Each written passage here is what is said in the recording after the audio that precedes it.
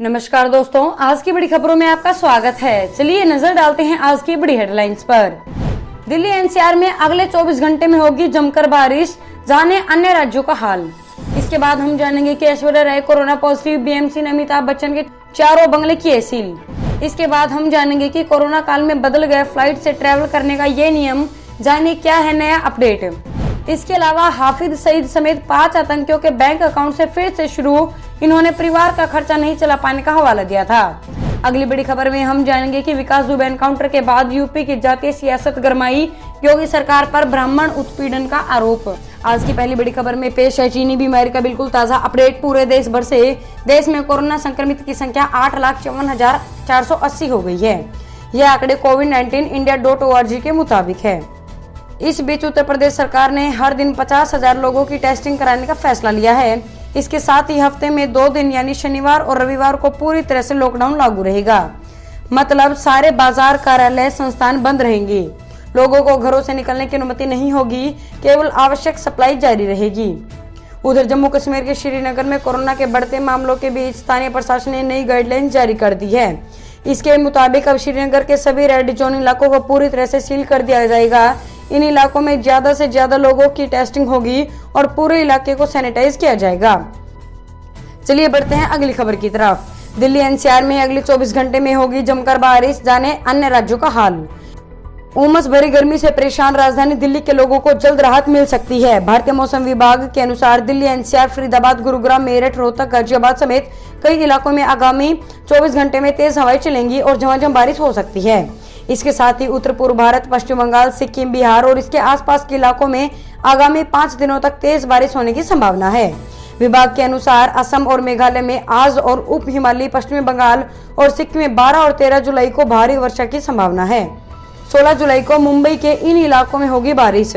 वहीं बात आर्थिक राजधानी मुंबई की करें तो मुंबई, ठाणे और रायगढ़ जिलों के अलग अलग स्थानों पर 16 जुलाई तक भारी वर्षा होने की संभावना है। इसके साथ ही तमिलनाडु, पूर्वी राजस्थान में कुछ स्थानों पर हल्की बारिश हो सकती है, जबकि गुजरात के सौराष्ट्र और कच्छ में 1-2 स्थानों पर हल्की वर्षा की संभावना जताई जा रही है। चलिए जानते हैं अगली बड़ी खबर। पायलट के समर्थन में आए सिंधिया, कहा कांग्रेस को टैलेंट पर नहीं है भरोसा। राजस्थान के सियासी संकट को लेकर ट्विटर पर भाजपा नेता लगातार मुखर हो रही है। कांग्रेस छोड़कर बीजेपी में जाने वाले ज्योतिरादित्य सिंधिया ने भी अब राजस्थान के डिप्टी सीएम सचिन पायलट के समर्थन में प्रतिक्रिया दी है। हालांकि सिंधिया ने पायलट के भाई कांग्रेस पार्टी के ऊपर निशाना साधा है। सिंधिया ने मामले को लेकर कुछ देर पहले किए गए अपने ट्वीट में कहा है कि राजस्थान में सत्तारूढ़ अशोक गहलोत की सरकार में सचिन पायलट के लगातार हो रही उपेक्षा और उन्हें किनारे करने की कोशिश को देखकर दुख हो रहा है। उन्होंने पूरे मामले को लेकर कांग्रेस पार्टी के ऊपर सवाल उठाया है।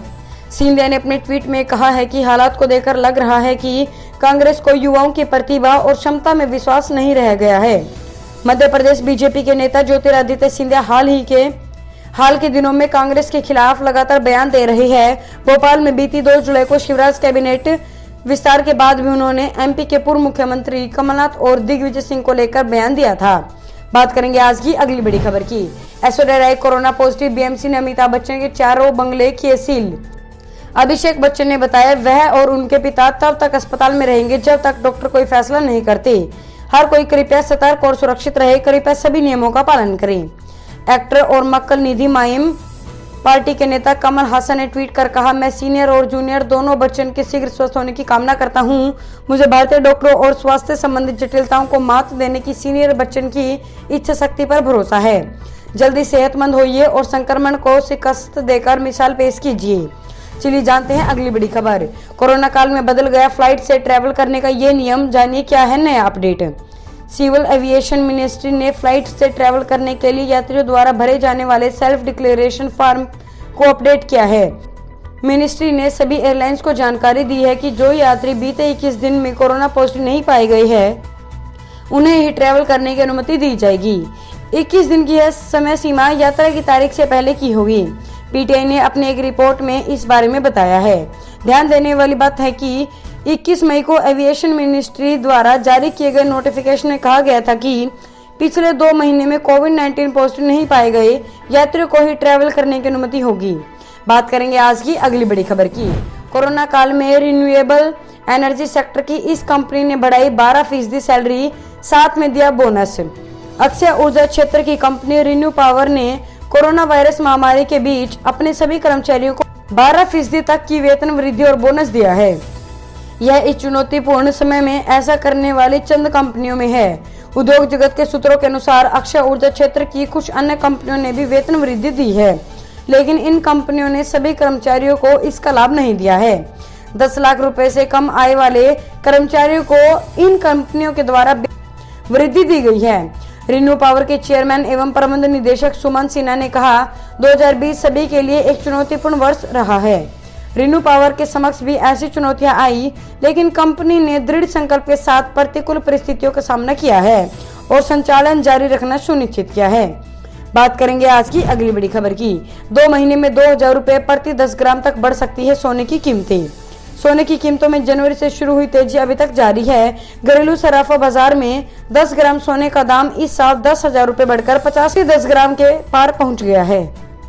एक्सपर्ट्स का कहना है कि कोरोना महामारी से देश की अर्थव्यवस्था को बचाने के अमेरिका समेत दुनिया भर के सेंट्रल बैंक और राहत पैकेज की घोषणा कर सकते हैं। ऐसे में अमेरिकी डॉलर और कमजोर होगा, लिहाजा सोने की कीमतों में तेजी आएगी। ऐसे माहौल में भारतीय सराफा बाजार में दिवाली से पहले सोने की कीमतें मौजूदा सत्र से 2000 रुपए प्रति 10 ग्राम बढ़कर 52,000 रुपए प्रति 10 ग्राम तक पहुंच सकती है। वहीं साल 2021 में सोने के दाम बढ़कर 65,000 रुपए प्रति 10 ग्राम के स्तर पर पहुंचने की संभावना है। चलिए जानते हैं अगली बड़ी खबर। हाफिज सईद समेत 5 आतंकियों के बैंक अकाउंट फिर से शुरू, इन्होंने परिवार का खर्चा नहीं चला पाने का हवाला दिया था। पाकिस्तान में लश्कर-ए-तैयबा और जमात उद दावा के 5 बड़े आतंकियों के बैंक अकाउंट फिर से शुरू कर दिए गए हैं। इसमें मुंबई हमले का मास्टरमाइंड हाफिज सईद भी शामिल है। पाकिस्तानी मीडिया का दावा है कि संयुक्त राष्ट्र सुरक्षा परिषद की सेक्शन कमेटी की मंजूरी के बाद इन आतंकियों के अकाउंट शुरू किए गए। हाफिज सईद के अलावा लश्कर और जमात के आतंकी अब्दुल सल भुट्टवी, हाजी एम अशरफ, याहिया मुहाजिद और जफर इकबाल के अकाउंट खोल दिए गए हैं। ये सब यूएनएससी के लिस्टेड आतंकवादी है। हाफिज को मई में कोरोना संक्रमण का खतरा बताकर लाहौर जेल से रिहा कर दिया गया था। बाकी 4 आतंकी फंडिंग के मामले में लाहौर जेल में 1 से 5 साल तक की सजा काट रही है। इनके खिलाफ पंजाब के काउंटर टेररिज्म डिपार्टमेंट ने रिपोर्ट दर्ज कराई थी। चलिए जानते हैं अगली बड़ी खबर। मंत्री के बेटे ने धमकी दी तो महिला कांस्टेबल बोली, ये पुलिस की वर्दी तुम्हारे बाप की गुलामी के लिए नहीं पहनी। वराछा में शुक्रवार करीब रात 10 बजे स्वास्थ्य राज्य मंत्री कुमार कानानी के बेटे प्रकाश और कांस्टेबल सुनीता यादव के बीच बहस हो गई। इसका ऑडियो वायरल होने के बाद पुलिस से लेकर राजनीतिक गलियारे तक में शनिवार को यह मुद्दा छाया रहा।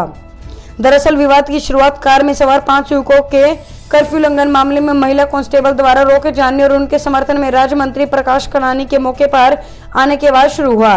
करीब 1.5 घंटे तक चले इस ड्रामे का ऑडियो वायरल हुई। इस दौरान सुनाई दे रही गाली गलौज और कहासुनी प्रकाश और कांस्टेबल सुनीता की बताई जा रही है।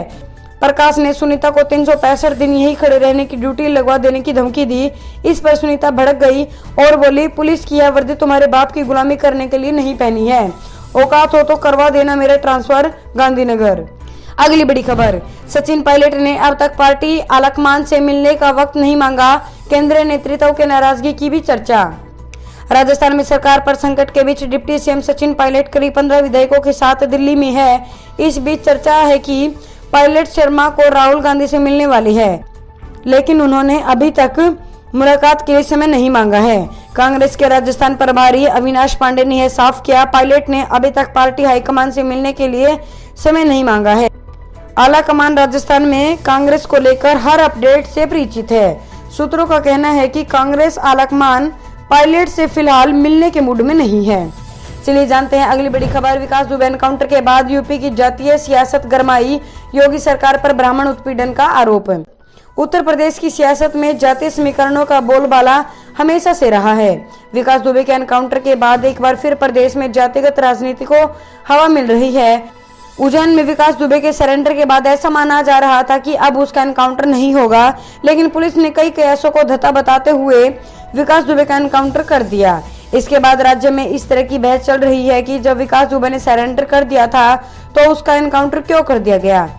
एनकाउंटर को विकास दुबे के ब्राह्मण होने से जोड़ा जा रहा है। इन बहसों में कहा जा रहा है कि योगी सरकार के कार्यकाल के दौरान ब्राह्मणों का लगातार उत्पीड़न किया जा रहा है। बात करेंगे आज की अगली बड़ी खबर की। विकास 30 पुड़िया स्मैक के साथ पकड़ा गया था।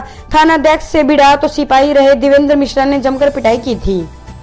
गैंगस्टर विकास दुबे और दिवंगत सीओ देवेंद्र मिश्र के बीच 22 सालों से दुश्मनी चल रही थी, जिसका अंत इसी साल जुलाई के शुरुआती 10 दिन में हुआ। 2 जुलाई और बिकरू गांव में विकास और उनकी गैंग ने सीओ देवेंद्र को बेरहमी से मार डाला।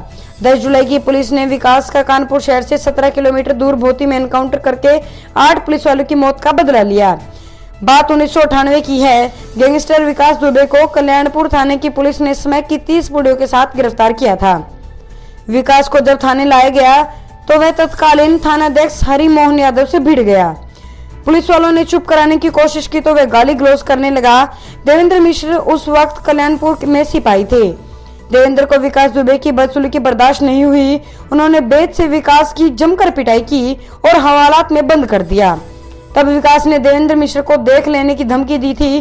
कहा जाता है कि उस समय के बसपा विधायक और अब के भाजपा विधायक के अलावा पूर्व सांसद विकास दुबे की पैरवी करने के लिए थाने पहुंच गए थे। दोस्तों, इस वीडियो को लेकर आपका क्या कहना है हमें कमेंट करके जरूर बताएं। वीडियो को लाइक करें और चैनल को सब्सक्राइब करके घंटी के बटन को दबाएं। साथ ही साथ अपने दोस्तों के साथ इस वीडियो को ज्यादा से ज्यादा शेयर करें। धन्यवाद।